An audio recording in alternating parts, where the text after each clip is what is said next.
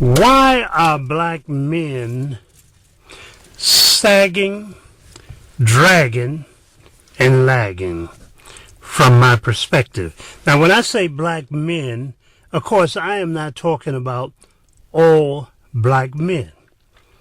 But I am talking about a significant number of black men in America and around the world as it relates to our action and our inaction when it comes to the empowerment of African people.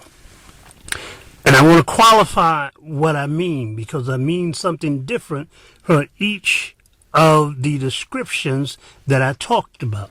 And we have sagging black men who I call black males, who walk the streets with their panties showing, and that's what I call it, their underwears, with their pants down. What other body of men, what other race of men who have not been spaded, who have not been castrated, who have not been tarred and feathered, who have not been hung, and who have not had their manhood extracted from them and their sense of pride eliminated from their mentality, walk around in daylight, in the public, in the midst of women and children with their behind showing? No other race, no other group of men. Native American, Asian Americans, European Americans, Chaldean Americans, Chicanos, Puerto Ricans, Mexicans, you name it. But the black male, the African in America, who don't understand his Africanness, because if he understood his Africanness, he wouldn't. And then some folks will say, well, you know, in Africa, they walk around naked. No, that is not the case in Africa. There's a sense of pride. If nakedness was the order of the day, then it wouldn't be anything wrong with that. But it's not the order of the day. And where it is the order of the day, even in that, there is a sense of pride in how they carry themselves. So black men have been told and made to feel that it is all right to dress down in that manner. And we glorify it. We celebrate it. We give awards to entertainers on stage who come with their panties showing, who come with their behinds out and showing it to the world. And we give them awards because we say they're talented. But what's talented about their behavior? Their talent is talented, but what's talented about their behavior and how they show themselves? We must address that. What I mean when I say that, when I ask the question, why are black men sagging, dragging, and lagging? Let me answer the question. When you enslave a people for decades and decades and centuries, and you break down their ability to define themselves, to defend themselves, and to develop for themselves, you break down their morality, you break down their sanity, and you do nothing to repair that when you set them free. They don't know who they are. They deny who they are. They don't know where they came from, where they're going, or how they're going to get there. They don't know any of that. And so sometimes I don't think we understand the magnitude of slavery. It wasn't just 30 years. It wasn't 30 days. It wasn't 15 or 20 years. We're talking about 300-400 years century after century, that our people found themselves, and then discrimination, Jim Crow, and all of that, where we were made to feel like we were not human, where the black man could not be a man, where the black man could not take a stand, where the black man could not be a husband, where the black man could not be a father, where the black man could not be a leader, where the black man could not be a teacher, where the black man could not be anything. Couldn't look another man in the eye, couldn't walk on the sidewalk, couldn't relieve himself in a clean facility, could not do anything that other men in the world could do. And so you continue to instill this in him, generation after generation after generation, in his children, generation after generation after generation, in his woman, generation after generation after generation after century after century. And so this is what you have. You don't have a whole man. You have pieces of a man. Even in professional arenas, we're dragging. May not be sagging, but we're lagging behind, because we are not functioning at our optimal level. We're not functioning at the highest level of our development because we don't feel that we can, and in many cases we can't because of racism and discrimination on the job. And most of the time we're working for somebody else. Even if we think we the head nigga in charge, we're still working for somebody else. And we're only the HNIC when they're not there. So we're dragging and we're lagging.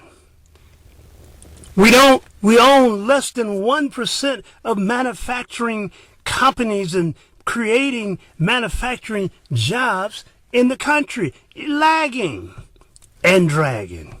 Maybe not sagging, but lagging and dragging behind.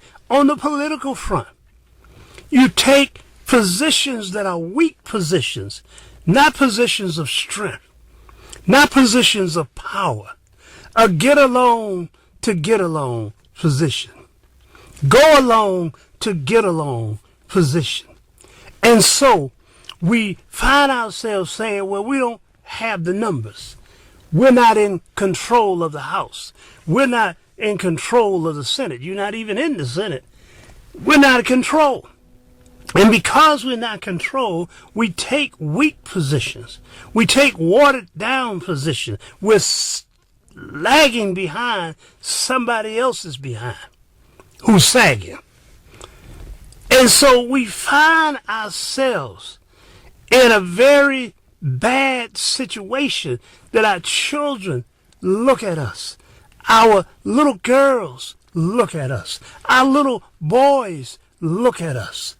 And do they see the portrait of a man who generates wealth, who generates health, who promotes life and creates success in everything that he does? And I submit to you that that is not the case. We fill up the prisons because we've been taught to be criminals by the best criminals in the world. Those same criminals stole us and stole our land and stole our resources from our land and maintain much of it today in our face.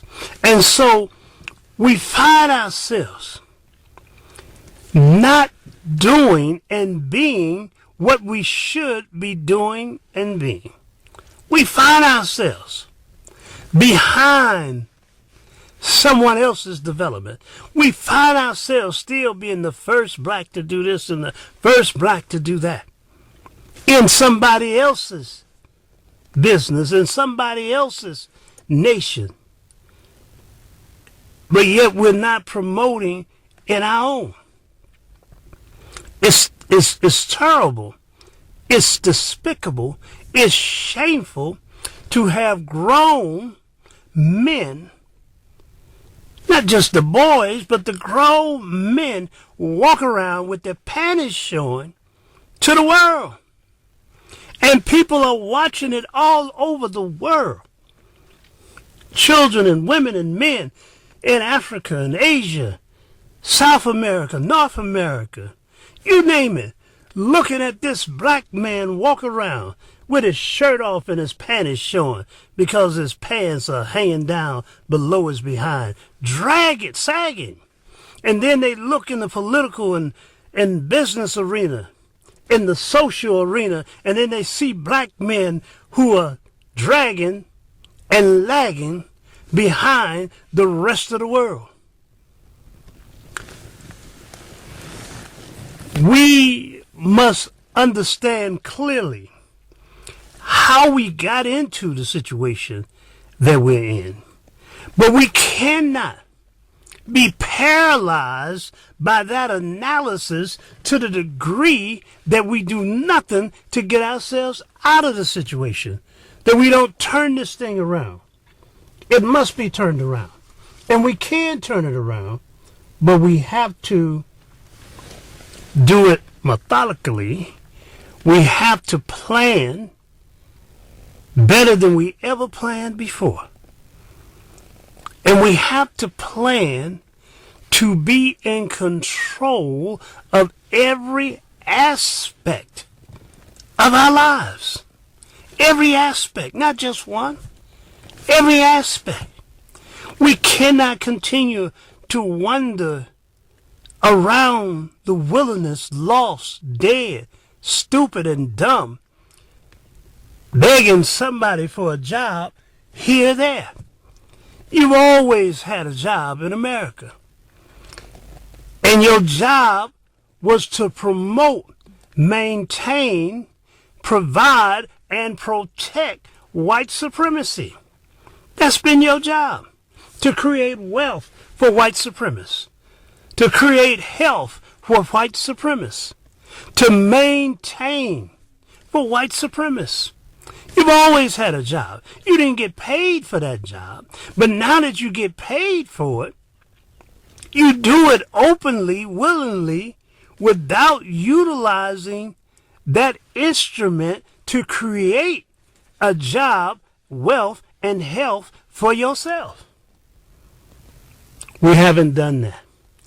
And in order for us to survive and be humane, we must look at doing things greater and differently than how we have done them before.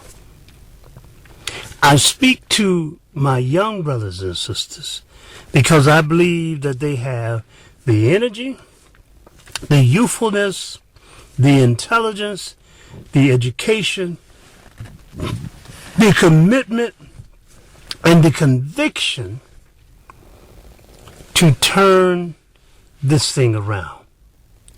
But you can't slip up on it. You can't stumble into it. It must be planned. And it must be organized.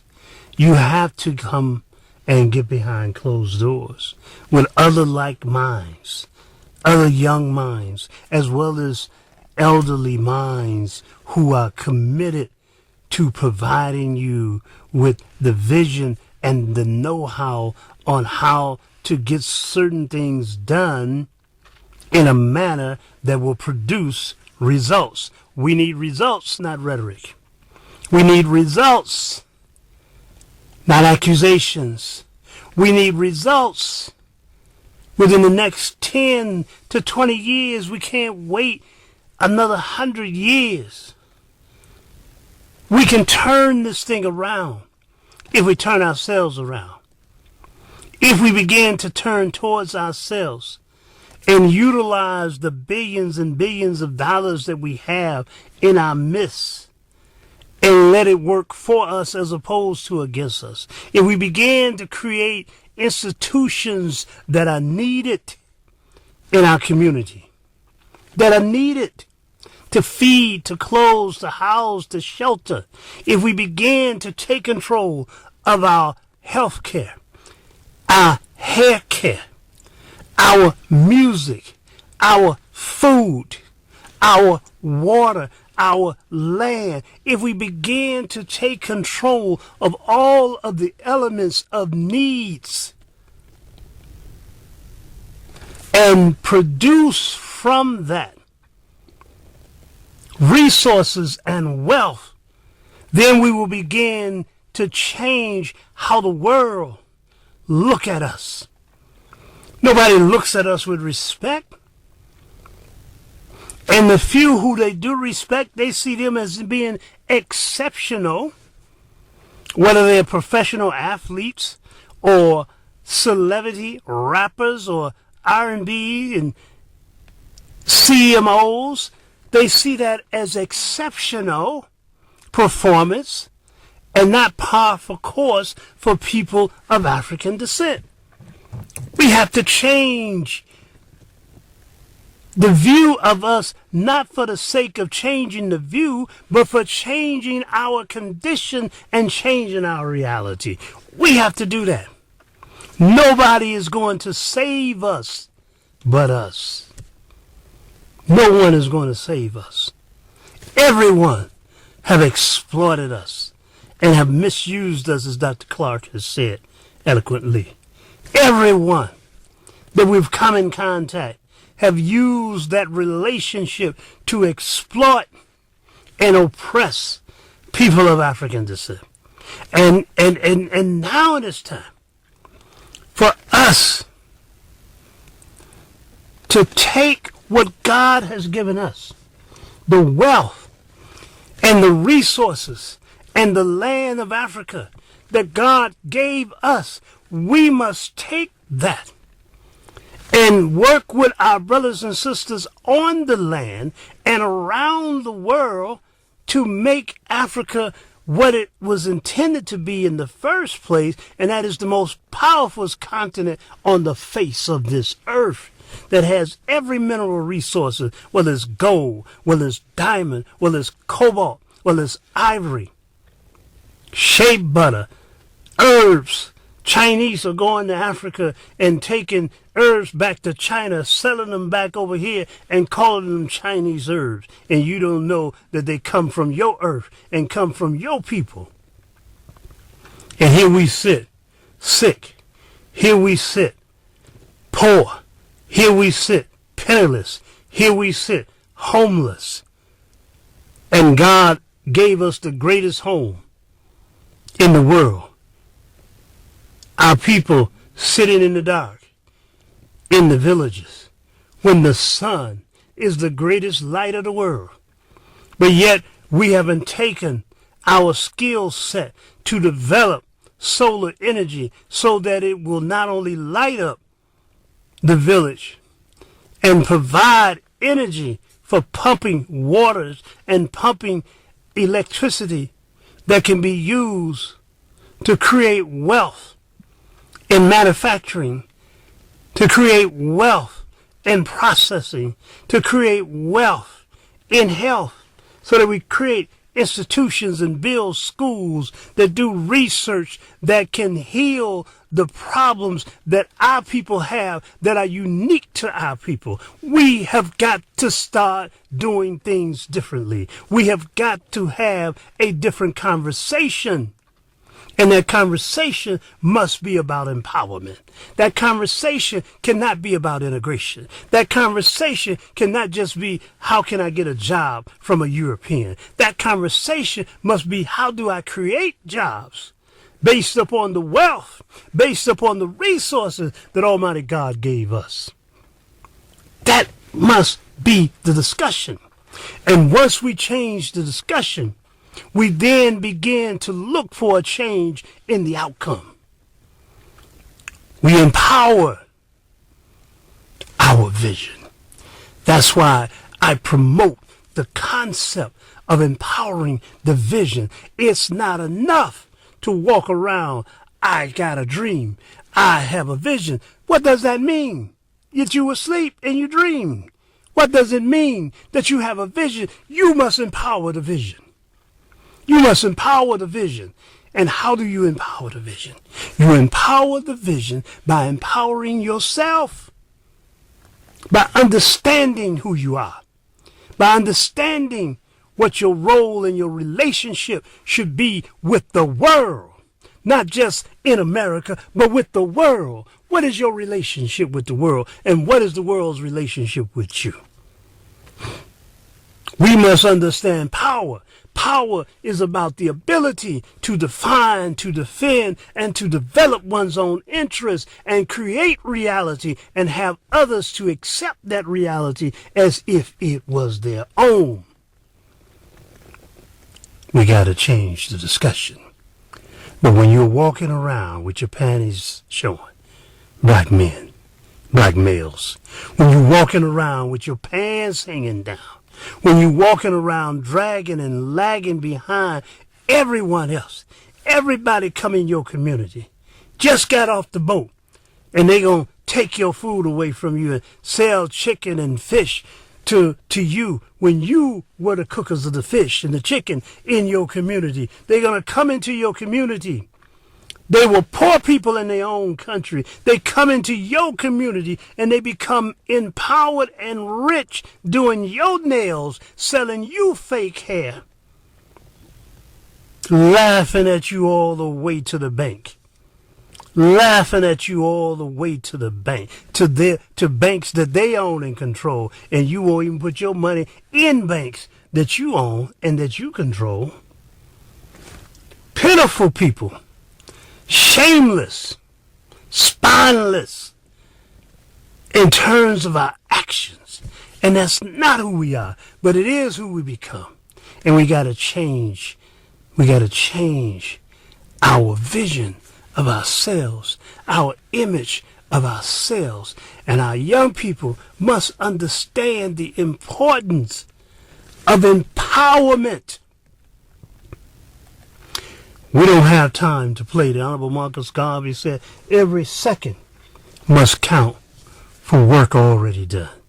Every second must count for work already done. That means you're constantly working.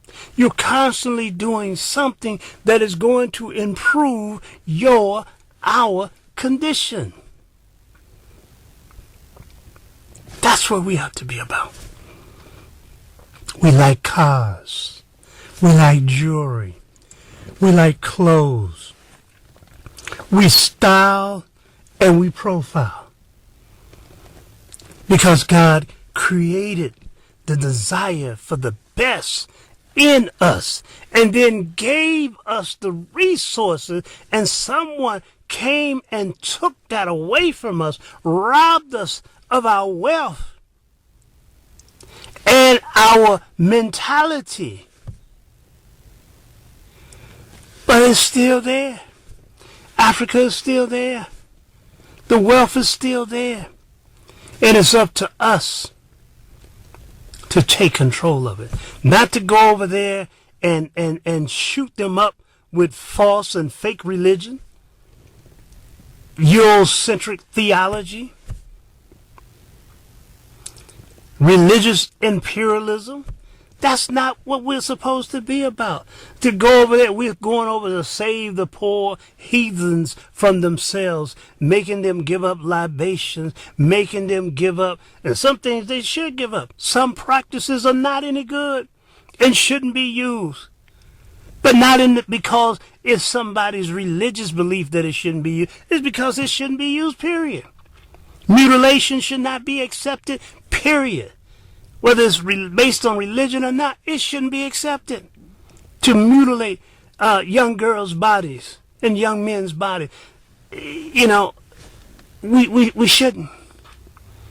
But to try to promote to them that a Eurocentric, white-oriented religion is best for them because they are backwards and heathens, that's not good either.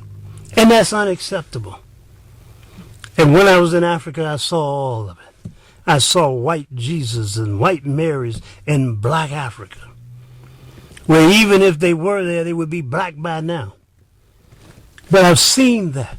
And every African walking around calling themselves Mary and Emmanuel and Hezekiah and Joseph and John and Matthew and all of this because Europeans and European Negroes have told them that their culture is not worthy of Christianity, when Christianity or Christendom is an African religion created by Africans in the first place, bastardized by Europeans who come in and take everything over. If they didn't create it and they don't control it, then they're going to take it over and then paint it as white as snow. And that's what was done with Christianity. It was not a European religion, but it is now. It is now. And the Christian church and the Catholic church, all of them have been complicity in the enslavement of African people. Bishop Ptolemy de la Casa in South America helped to sanction the enslavement of the Africans. Of the Africans in the West Indies, not South America, but of the Africans in the West Indies, because he didn't like what was happening to the native people, Native Americans, Indians as they called them. Then they sanctioned and asked the Pope to sanction the enslavement of African people. St. Vincent, St. Croix, wasn't nothing saintly about them. They brought about death and destruction in the name of the church, because Africans could not be healed. Africans could not be saved, and their souls could not go to heaven, and so they were creatures and heathens, and they had to be condemned and cursed, and the church laid the foundation for that. So we owe their religions nothing, only to create our own, like Bookman did in Haiti, and that's why Haiti is hated, and that's why Haitians are hated, because they gave the European their religions back, they cut off their heads, and they freed themselves from European domination. And Haitis have suffered ever since. And no one is doing what they should do for a nation that freed itself from bondage by working class men and women. Haiti should be the example of liberation and freedom all over the world. Everybody should be migrating to Haiti, not to America. Give me your huddle, masses, like America is some place of freedom when African people were enslaved. Native Americans and others were enslaved in America, and you come here as a symbol of freedom as opposed to Hades? But maybe at some point, when African men and women take control of the world, we'll begin to change and write history as it should be. I hope that I've shedded some light on why I feel black men are sagging, dragging, and lagging, and what it's going to take to eliminate that reality and that mentality. Asante Sana, thank you very much for listening.